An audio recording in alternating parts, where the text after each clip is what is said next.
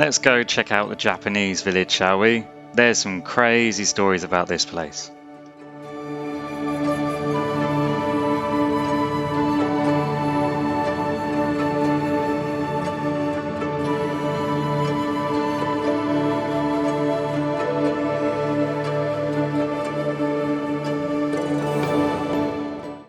This is very Japan. This is very Kyoto. Me and Archie actually met in Japan.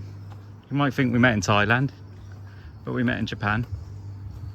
The pot to clean your hand. This is to clean your hands. Left hand first, and after that clean right hand, and after that you use water clean your mouth. Yeah. Like that.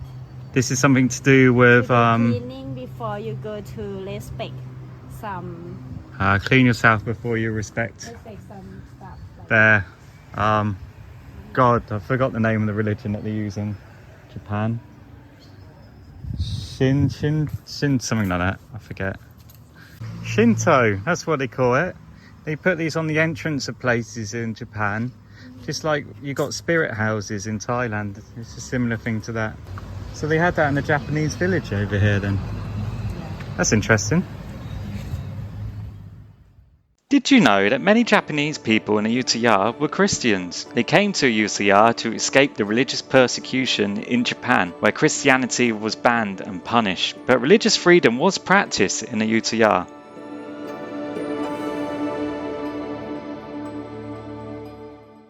Back in Kyoto, where we first met. Our first date. Well, we met in Mount Fuji, but our first date.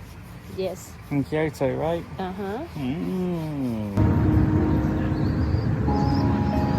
They have kimono for rent too. The dress up like Japanese, and have the shoe, The shoes. wood shoe, and walk like this. Oh, the wooden shoes. Okay.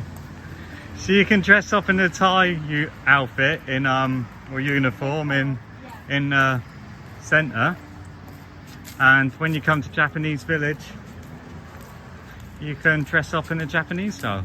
Yes. That's really getting into the whole feel of things.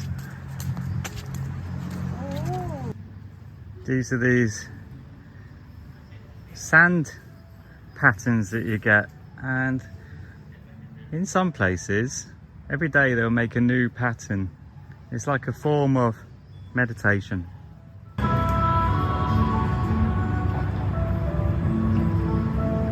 They really went all out to make it very beautiful here. Yeah. You think so, Archery? Yes.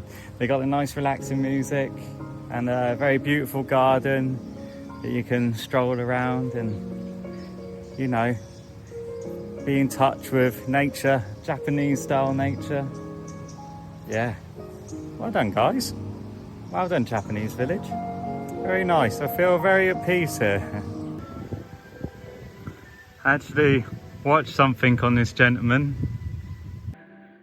One of the biggest trades that came from Japanese village was mercenaries. Due to the wars in Japan, samurai soldiers who fought for the losing side would leave the country. In 1613, the VOC was the first to hire samurai soldiers as mercenaries, and then Ayutthaya followed suit. I assume I don't have to tell you how fearsome samurai soldiers were. You did not want to be up against them guys. They were war-hardened, experienced, loyal, extremely brutal, and terrifying. King Songtam of Ayutthaya was impressed by their skills and loyalty, hired many of them as bodyguards and trusted allies.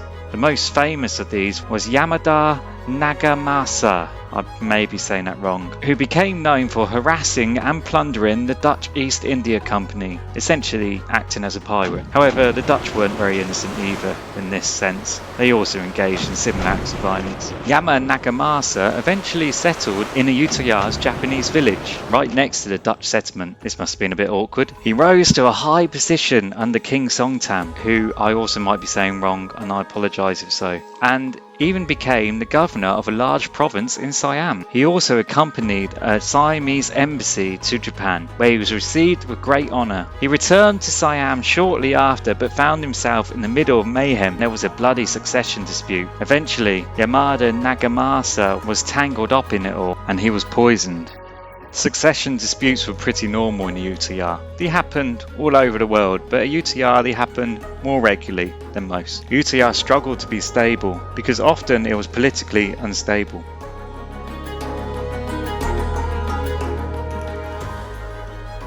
Here we have a Japanese village settlement in Ayutthaya with samurais and Christians. It must have been a bit of an interesting mix for your average person.